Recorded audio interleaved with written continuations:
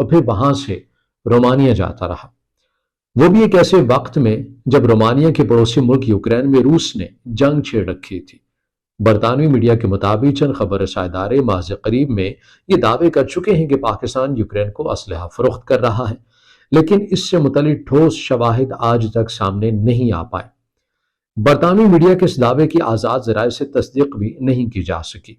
حکومت پاکستان نے متعدد بار یوکرین میں پاکستانی اسلحے کی موجودگی کی تردید کی ہے، لیکن ساتھ ہی ساتھ بلیک مارکیٹ سے ان ہتھیاروں کے یوکرین پہنچنے کے امکان کا بھی ذکر کیا ہے۔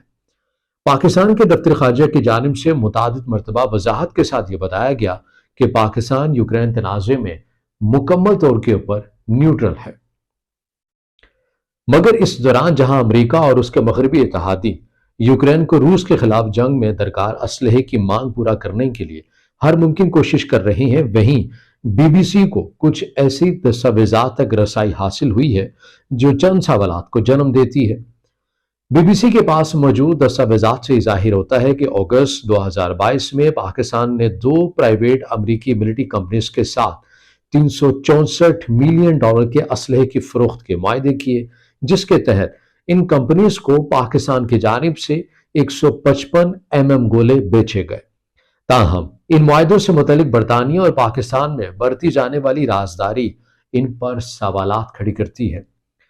بی بی سی کی تحقیق کے مطابق گلوبل ملٹری نامی امریکی کمپنیز نے 155 کے گولے خریدنے کے 2 معاہدے پاکستان کے ساتھ کیے، اور امریکہ کے فیڈرل پروکیورمنٹ ڈیٹا سسٹم سے حاصل کردہ معاہدوں کی تفصیلات سے یہ واضح ہوتا ہے کہ یہ ہتھیار پاکستان سے خریدے گئے۔ دونوں معاہدوں پر 17 اگست 2022 کو دستخط ہوئے۔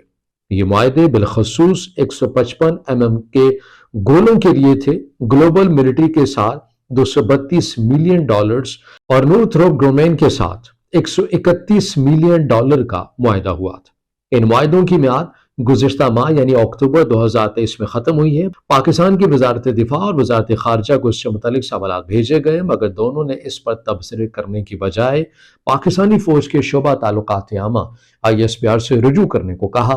بی بی سی کے مطابق پاکستانی اسلحے کی برآمد میں 3000% اضافہ ہوا ہے۔ اسٹیٹ بینک آف پاکستان کے شائع کردہ دستاویزات سے یہ ضرور واضح ہوتا ہے، مالی سال 2021-22 کی نسبت 2022-23 میں ملکی ہتھیاروں کی برآمدات میں 3000% تک اضافہ ہوا ہے۔ ناظرین، یہ خبر ہے جو جنگ اخبار کے اندر چھپی ہے، جس کے اندر برطانوی میڈیا کو کوٹ کیا گیا ہے، بی بی سی کے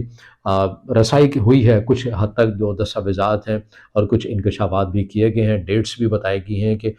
کب کیا طیارہ جو ہے وہ آیا ہے اور کب وہ واپس گیا ہے اور کہاں گیا ہے، تمام سے متعلق جو انکشافات ہیں وہ سامنے رکھے گئے ہیں۔ لیکن بہرحال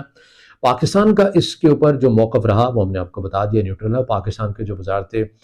خارجہ اس حوالے سے یہ بھی جب یہ میڈیا حکام کوٹ کر رہے ہیں کہ جب ہم نے وزارت خارجہ سے بھی پوچھا تو انہوں نے کہا کہ آپ ISPR سے رجوع کریں، آپ کو بہتر پوزیشن اس حوالے سے وہ بہتر بتا سکیں گے۔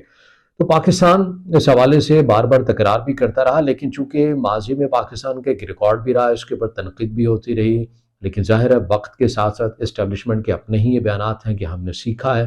اور اب ہم کسی دوسرے کی جنگ یا کسی پرائی جنگ کے اندر ہم شریک نہیں ہوں گے، جو کہ اچھی پالیسی تھی اور پاکستان کے شہری بھی یہی تقاضا کرتے ہیں۔ آپ کو یاد ہوگا یمن سے متعلق بھی پاکستانی حکام کے اوپر کافی حد تک پریشر تھا کہ پاکستان جو ہے وہ اپنی افواج کو بھیجے جب سعودی عرب اور یمن میں جنگ جاری تھی، مگر اس حوالے سے بھی پاکستان کی جو پارلیمنٹ تھی انہوں نے یہ اصولی فیصلہ کیا تھا کہ پاکستان کسی بھی جنگ کا حصہ دار نہیں بنے گا، بلکہ اس کی افواج جو ہیں وہ اس کے اپنے ملک کے لیے ہیں، اور یقیناً ملک کی جو سالمیت ہے اسی کو ترجیحات میں بھی رکھا جائے گا، کسی پرائے کی جنگ کا حصہ نہیں بنا جائے گا۔ اب چونکہ پاکستانی حکام اس حوالے سے بار بار کہہ چکے ہیں کہ روس اور یوکرین کے معاملے کے اوپر ہم نیوٹرل ہیں، ایسے میں یہ خبر کا سامنے آنا اور پھر بعض اوقات جو لوگ ہیں وہ تمام چیزوں کو IMF پروگرام کے ساتھ بھی لنک کرتے ہوئے نظر آ رہے ہیں کہ جو IMF کی ادائیگیاں ہو رہی ہیں یا IMF نے اب جو لچک ہمیں دکھا رہے ہیں وہ اسی وجہ سے ہے، یعنی کہ پاکستان کی جو ریاست ہے اس نے یوکرین کو اسلحہ دیا ہے، اس کی بدولت IMF ہمارے ساتھ کوئی نرمی اور لچکدار رویہ رکھا ہوا ہے، لیکن اس میں کوئی حقیقت بہرحال اس طرح سے نظر نہیں آتی ہے کہ IMF کی جانب سے مسلسل جو شرائط رکھی گئی ہیں پاکستان کے سامنے اس میں کسی بھی حد تک جو ہے کوئی نرمی یا کوئی لچک ہمیں نظر نہیں آتی ہے، بلکہ مزید جو ٹیکس وصولیوں کے اہداف سے متعلق ہیں یا بجلی کے بلز کے ریکوریز کے حوالے سے ہیں، گیس سیکٹرز کے اندر جتنے نقصانات ہیں اس حوالے سے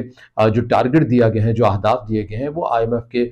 وقت کے ساتھ ساتھ مزید سخت ہی ہو رہے ہیں۔ تو یہ جو تاثر ہے کہ آئی ایم ایف نے جو پیسے دیے ہیں یا جو ڈیل کے اندر لچک آئی ہے، وہ اسی وجہ سے آئی ہے کہ پاکستان نے یوکرین کو اسلحہ فراہم کیا ہے۔ تو بظاہر تو ایسا نظر نہیں آتا، لیکن خبریں انکشافات کی صورت میں بھی سامنے آ رہی ہیں۔ اب اس کی تصدیق